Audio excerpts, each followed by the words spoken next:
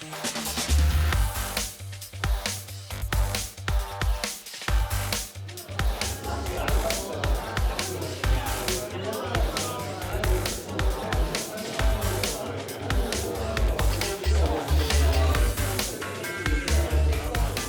name is Bill Leavitt. I'm originally from New York City, born and raised. Kind of a juvenile delinquent as a kid. Went in the Marines, straightened me out a lot, about 12 years in the Marines, and then 20 years in the business world. And late in life, I've come to therapy. So I'm a therapist by trade. I have about 7 years experience, been licensed for about 2. Viktor Frankl, anybody familiar with Viktor Frankl? He was a doctor and he got captured by the Nazis. His whole family got killed in Auschwitz. His wife, his father, his mother. I think only his sister survived.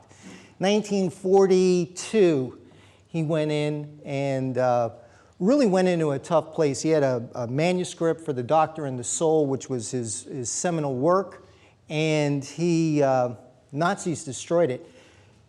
He was in the most difficult situation that I can imagine a human being being in. Okay? And within that context, he came up with the concept of responsibility. I have the ability to respond to you. Frankl recognized that even though you have more liberty, Mr. Nazi dirtbag, you get to go home to mama at night, I have more freedom because I can choose how I'm going to respond. And that's a very, very powerful idea. Okay? We may feel like we're forced into something, but we're not. We always have a choice, even if somebody's holding a gun to your head. Okay, you do have a choice. It's just, how the human body responds, and that's what we're going to talk about. Stress. You guys know about that? Stress, here we go, is self-induced. Oh, sorry. Didn't mean that. We do it to ourselves, okay? And one of the things that we have to get under control is how we respond to the stimuli coming at us, okay? The interesting thing about stress is that it's not only self-induced, but it's necessary. It's necessary to achieve returns. No stress in your life, you're not getting anything done. You're hanging around a house Saturday, Sunday morning, nothing to do. There is no stress, but you're probably not accomplishing a great deal. You may be relaxing, which is very important. Certain amount of stress starts to come in, it actually helps you perform. Okay? I heard there was an Investor's Business Daily article about a CEO of a microchip company. He convinced himself every day coming into work that he was about to get fired. So when he came in, he was ready. He's like, oh my God, they're going to can me. And that actually helped him. So that was a little extreme. It causes a lot of problems. But this part of the curve is useful for us. Optimal performance is where we want to be, obviously, okay? But too much anxiety, and we're starting to get into a dark place, okay? And it affects the brain and how it functions. The hippocampus the plasticity and the way it responds, that's where your memory is. That's why when you get under stress, you may have trouble remembering things, forget your car keys, forget what you did. I forgot my thumb drive to come here tonight, right? It happens, okay? And then, of course, way too much stress and we're having a meltdown, nervous breakdown. Cognitive behavioral therapy, okay? It's a very useful model. It's evidence-based. It's got a lot of data behind it. It has to do with what we're thinking. And thoughts, as you'll see. The primary idea is there's a trigger. The problem is sometimes you're married to the trigger, you work for the trigger. The trigger cut me off on the 405, right? But you want to stay away from triggers. The next layer of defense is thoughts. There's about 10 to 12 different cognitive behavioral therapy thinking errors. One of them is shouldy thinking, okay, using the word should. If gravity's in effect, this should fall every time. It will never stop in midair. But rarely do human beings behave the way they should, right? Should is a dirty word, okay? The rabbi said you're shooting all over yourself. My God, it's disgusting. You got should all over your shoes. We want to change should to prefer, okay? It just softens it. There's something about, so instead of saying, you know, my significant other, she comes in and she's flattening the credit card, I say you shouldn't flatten the credit card every time you go out. It's like leading with an overhand right verbally. I want to change it to I'd really prefer. It softens it. The first time I did this in inpatient, again, more gangbangers, right? It's some old down at BHC Alhambra. I had some guy with tattoos on his head, scary, scary guy. And I was going around the room and I said, all right, tell me about the last time you were angry. And I went to this gentleman, he goes, SA should pay me the money he owes me. Whoa, you know, we're all starting to sweat. And I had him change it to prefer. Okay, use prefer instead. He goes, I'd prefer if you pay me the money. We're like, oh my God, thank you. I appreciate that. So what we say to ourselves is very important. The self-talk is automatic. Human beings, we're only conscious of about 5 to 10% of what's going on with us, okay? 90 to 95 is underneath the surface, what you call the subconscious, Carl Jung called the unconscious, okay? That's your seat of creativity, what turns you on, what turns you off, where your nightmares come from. It's your programming. It's all the crap that's happened to you throughout your life, okay? And that colors the way that you look at the world. It's almost like looking at the world through certain colored glasses, okay? So if you have a predisposition to anxiety, you've got anxiety glasses. If you've got anger, you're looking at everything. What did he say that to me for, right? So it colors the way. We need to be aware of this. So in my own practice, what I do is a lot with thoughts. I want to know what you're thinking because it's the key to get in. Even if I'm going to do deep unconscious work with somebody like Jungian, I still want to know what they're thinking. I want to know what the thoughts are. Thoughts leads to emotions. Now, sometimes people want to argue with me about that. That's fine. I really don't give a crap, okay? But for our purposes, these two are not reality. Thoughts and feelings, they're real that you're having them, but they're not representative of reality. Common example, 9/11. 9/11 hit. My first thought, we're in global jihad. Somebody's going to blow off a nuke any moment, right? And got really scared. That was the emotion. A few weeks later, I start to get angry, right? And then we get behavior, right? So the nice people in the White House used that as an opportunity. Let's go to Iraq. I wanted somebody's ass, so I'm like, yeah, let's go. You know, absolutely bad. It's bad. You know, there's no way around it. And then consequences. So this little model does work. Okay? Stay away from the triggers if you know them, but sometimes you can't help it. What we say to ourselves is incredibly important, okay? Emotions, not necessarily real. Just because I think somebody hates me or I feel bad about it doesn't mean it's true, okay? And then behavior if I start to act out. Plato, the Greek philosopher. Plato talked about a three-legged stool. Mind, body, and spirit. We have to do something for our mind every day. Each of us has a supercomputer. Right? Plug it in. Use it.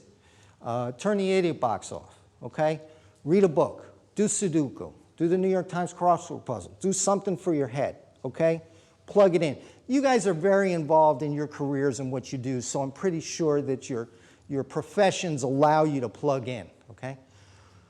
Do something for your body every day. Even if it's just 20 minutes of a walk, that's fine.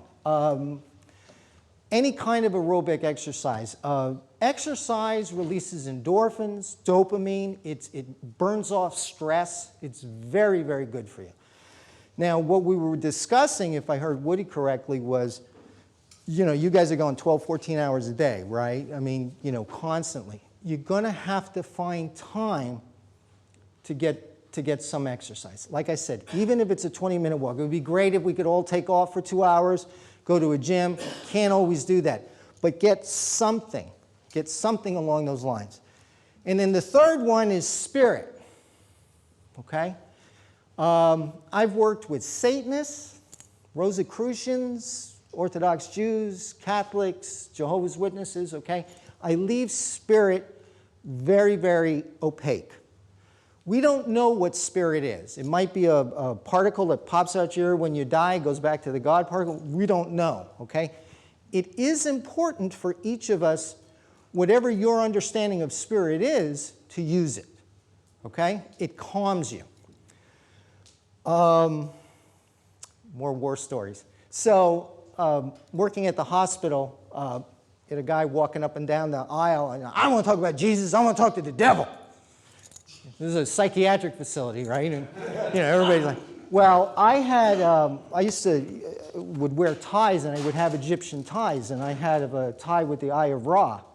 So the guy was scaring the crap out of everybody, and he goes, I want to talk to the devil. And I said, not a problem, I'm right here. He goes, oh, devil, I'm so troubled.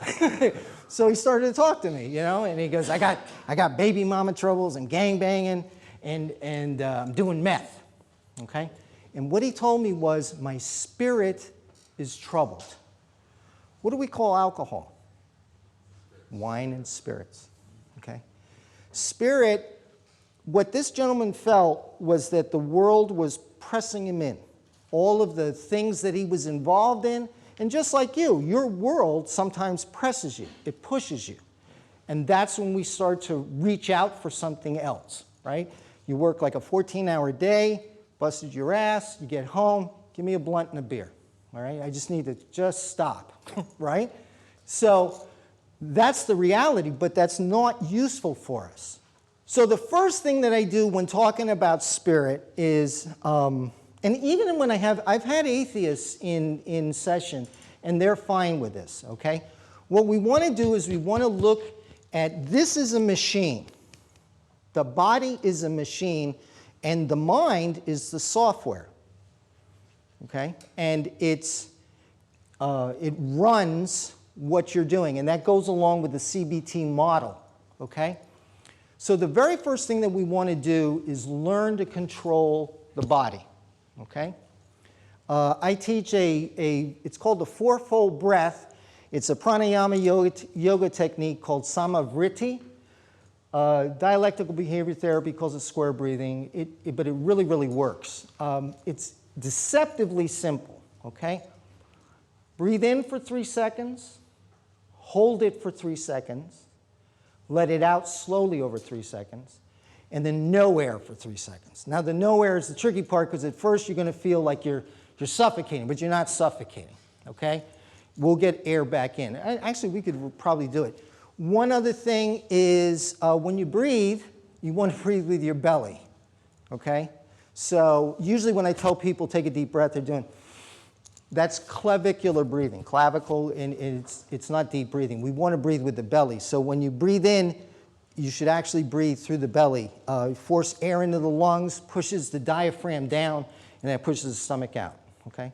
I know, this is Los Angeles. We all want to be model gorgeous. But the correct way to breathe is with the tongue, okay? So we're going to do this all together. And we'll do a few cycles of it, okay? So breathe in. Hold it. Doesn't have to be too deep. And let it out slowly, relaxing everything in your body. No air. Breathe in. Hold it. And again, let it out slowly, relaxation going all over your body. No air. Breathe in. Hold it. And exhale slowly, very, very relaxing. No air. Breathe in. Hold it. And again, let it out slowly. How you feel? Anybody get sleepy? At the base of the brain is a little gland called the amygdala. Okay, the amygdala controls the fight or flight response. This is the hippocampus, okay? This is the prefrontal cortex. As Hannibal Lecter said, it's the seat of good manners and training. 500,000 years ago, our ancestors had a choice, either fight the saber-toothed tiger or get your ass up the tree, right?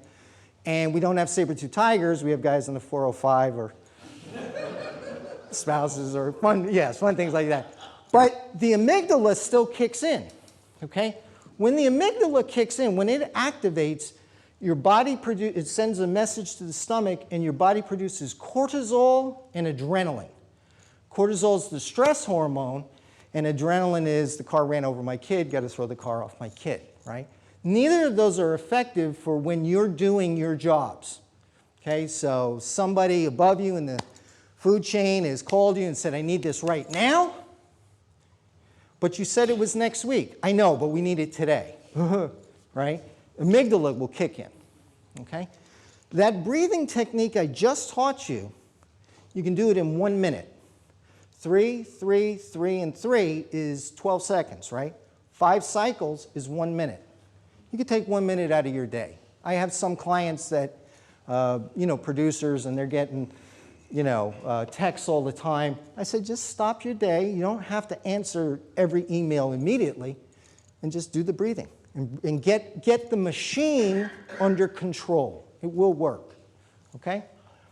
There's another nerve called the vagus nerve, which goes around the spine and goes down to the heart. That's activated with the exhale, okay? Both of these in tandem. When the long exhale that we had, I was watching your faces, you guys were relaxing, okay?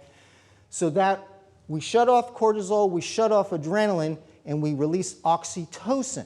Oxytocin is the hugging hormone. When you hug your sweetie, climax sexually, even eat a cheeseburger, okay? Oxytocin, it induces labor in women. It's an amazing drug, and it's naturally produced in the body. So when we do this breathing technique, we're deactivating the amygdala, releasing oxytocin, and activating the vagus nerve, and we're calming ourselves down. When you breathe in, you say to yourself, not out loud, I'm not my body. And when you exhale, I'm not my mind. Not my body, not even my mind. Not my body. And then thoughts are going to start to come in, okay? Did I leave the coffee pot on? I got to walk the dog. When the hell did they want this? How could they be so stupid, right? Whatever. All of the crap. In the Buddhist tradition, it's called the monkey mind. It's going on constantly here, okay? That's normal. Usually when I try to teach people meditation, they say, oh, they're expecting the Blues Brothers, John Belushi opens up, in the sky. It's not going to happen, okay? The strength of the technique is that when the thoughts come in, after about a minute, catch yourself, okay, and say, oh, wait, oh, shit, right, I'm supposed to be meditating. Move the thoughts off to the side. I use a timer, okay, so I'll set myself 11 minutes. I do 1 minute for the breathing and 10 minutes for the meditation, and I just tune out and I say, I'm in a meditative mode, okay? As the thoughts come in, I move them off to the side. I'll come back to you in 10 minutes. I'll come back to you in a little bit. I'm not my body, I'm not my mind. And what I have found is that I weave deeper. It's almost like I'm weaving into the fabric, okay? I go a little bit deeper. The strength of the technique, the power, it's like a muscle, okay, is moving the thoughts off to the side. If your thoughts don't control you, then you're controlling them. That's the problem, is that, once our thoughts, once that little rabbit, that hamster wheel starts going, we're screwed, right? But through this technique, when you move them off to the side, that's giving you power, and that's teaching you how to take control of the thoughts. Anybody have trouble sleeping? It's like you can't shut your brain off at night? Yeah, this is well learned. There's a difference between soul and spirit. In the Greek New Testament and in the Hebrew Old Testament, there's different words used for soul and spirit. Most of the time in the West, well, yeah, it's soul and spirit. It's all the same freaking thing. Yeah. No, they're not. Okay? Going back to antiquity, the Egyptians broke it up into 5 different things. I'm only taking 2, okay? They called the soul the Ba and the spirit the Ka. Egypt predates Judaism and Christianity, okay? So this is the Western tradition, okay? So in our way of thinking, not in Eastern necessarily, this is how we break it up. In the Hebrew Bible, the soul, living thing, is called the nefesh, and the spirit is the ruach. Ruach Elohim is the Spirit of God, okay? It's also the same word for wind. In the Greek, suke and pneuma. Suke is where we get the word psyche. Psyche is thoughts and feelings. Remember, I told you thoughts and feelings were not reality, right? They're real that you're having them, but they're not representative of reality. And pneuma is like a pneumatic drill. It's air, wind, okay? So somehow our ancestors in antiquity saw a difference between the two. Spirit is consciousness separate from thoughts and feelings. It's not going to sleep because that's unconscious, right? But it's being awake, but being able to move the thoughts and the feelings aside. For our purposes, that will be spirit. I don't want to, convolute it with somebody's understanding. It's just a very simple, staying awake. So when you say, I'm not my body, I'm not my mind, I'm not this, and I'm not the software, right? Then the only thing left is spirit. Now, if we choose to fill that void inside of us with drugs and alcohol, we're going to have a problem, okay? It ain't going to end well. It may work well for a while. It's effective, but it's not going to end well.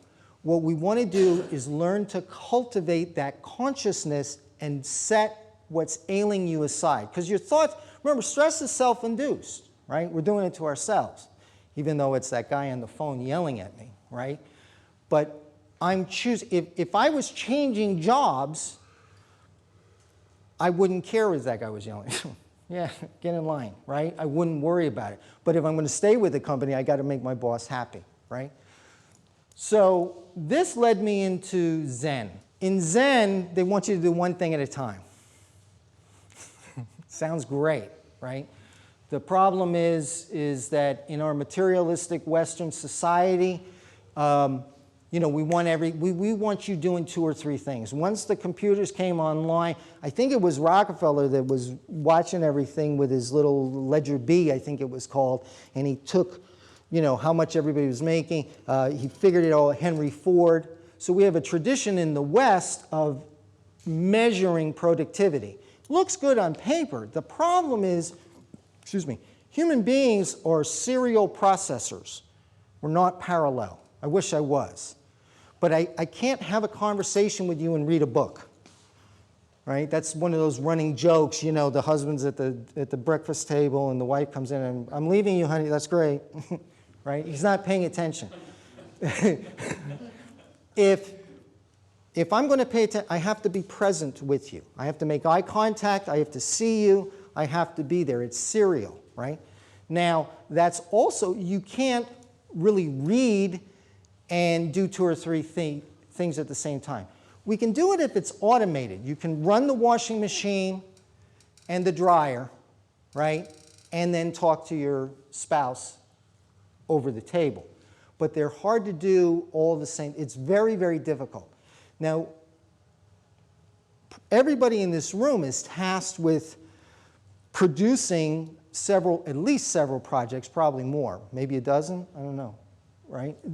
They want to see you doing a lot of things at a time. So for our purposes, what we're going to focus on is the item that you're working on, focus on it totally. Do one thing, because you can't do 2 things at, the disc jockey, the guys at the, with the turntables are trying to do it, but that's hard to do. It's hard to keep track of. So if I had a carpenter here and he was working on the door, I wouldn't want him working on 2 doors at the same time, right? I'd say, fix that door, because I'd walk in at lunch and say, how are we doing with the doors? And he goes, great, I'm working on 2. Yeah, but I can't get in or out, right? So we want somebody, be a workman. Do it slowly and deliberately. This will improve every aspect of your lives. It'll improve your relationships. It'll improve the quality of your work. It'll improve everything. It lends great value. Anybody familiar with the concept of flow? Yeah? Csikszentmihalyi. Csikszentmihalyi is I believe he's Hungarian. He's a Hungarian psychologist who has studied happiness and how people get satisfaction out of life. We gain great satisfaction when we get involved into an activity and that's not too hard, not too easy, okay? And we lose a sense of time when you're in the zone, right? When you're in it. So that's really where we're going with this, okay? I want you to achieve flow. I want you to be involved in what you're doing. I want you to be into what you're doing. Do it completely. Like I said, my carpenter guy, he didn't finish one door, and then he started another, and then he started a third. And I'm all pissed off, okay? We want to finish what we start. That's not always easy to do. I get it, okay? But as much as is possible, you want to bring that completion. Listening to Paul McCartney talk about his collaboration with John Lennon. They wrote 300 songs together, okay? Every time they sat down, they completed a song. They never had a dry session, which is really phenomenal if you think about it. But they actually, those kids from Liverpool had a great work ethic. They would sit down and do it completely. Do less. Again, your boss at work isn't going to want it. But what we're talking about is that the quality of what you're doing should go up. Okay? So by doing less, I don't mean to get you fired or anything. I just mean do what you do and do it well. Put space between things. Any ideas on what that means? Because I always get different answers. Anybody? Like revisit? Oh, that's good. I never heard. Revisit. Come back to it? Oh, I like that. I like that. Physical space? Thoughts. Putting time in between things. Yeah. If you ever go into a, yes? Give me some emotional space. Ooh. Get out the system and Let it go. Yeah, give me a little space. I got to collect. I like that. Those are good. Yeah. If you ever go into a Buddhist temple, they're very organized. Anybody familiar with the concept of 5S? Toyota manufacturing last. You know it? Yeah. It's a real pain in the ass because it's, you know, American manufacturing got their lunch handed to them, right, eaten for them by the Japanese in the 1970s, okay? The Japanese had a concept called the Toyota manufacturing system. But basically what the thing on 5S is put everything in its place. Now, I was a radio tech in the Marines, and my toolbox was a mess. You know, I'm trying to find things, I'm throwing it out. It took me forever. But with Toyota manufacturing, what they're doing is they'll have shadow boards, and they'll put everything in its place. You can find what you need immediately. So that concept of just be organized, put space between things. Emotional space, time space. I like it. Develop rituals. Are we talking about satanic high holy rituals? No? No. Yes. Now we're doing, we want to, yeah, brother. We want to do the same things the same way every time, okay? People have a morning ritual, a cigarette and a cup of coffee. I'm a fan of structure. I've benefited greatly. I learned it in the Marines, and it just stood me in good stead my whole life, okay? Develop rituals for how to take care of yourself. We have a concept in psychology where we talk about self-care, okay? When do you take care of you? The gears of your life may be working, but are you greasing it with your psychological guts? Right? Are we constantly stressed? And then to get rid of my stress, I go for the alcohol or whatever else, right? We want to grease that with self-care. We want to do a little bit of exercise. I like journaling. We want to be aware of the thoughts. What do we say to ourselves? Okay? So rituals will help us. Rituals will make you organized. And when I start to deviate from the ritual, I get a little upset. I'm an old guy, so I like to do the same thing, but it works. Designate time for certain things. When do you walk the dog? You know, when are you doing your exercise? Okay? When are you doing it? It's when the day has gotten open-ended and it's uncontrolled, and then we're getting all kinds of stimuli from the outside that throws us off. That's when the amygdala kicks in, and then we're starting to get stressed. Devote time to sitting. What they're largely talking about is meditation, okay? think about what's necessary. You're given a project, you got to look at, okay, what's the drop dead? What do I have to have? What can I let go? What's a nice to have? Okay?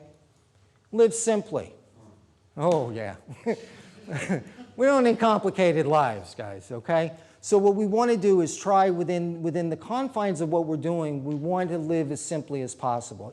It improves the quality of our life.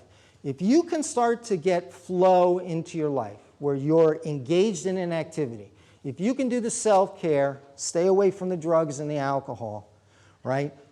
Be aware. It's hard to do in this town, right? I mean, alcohol lubricates the social circles here. It's hard to do, okay? But as much as possible, reduce that. I'm all about baby steps. I'm highly suspicious of big changes, okay? You don't have to implement all of this. You don't have to just start taking baby steps in the direction that you want to go, and I think it'll pay dividends. All right, thank you all very much. Good to go.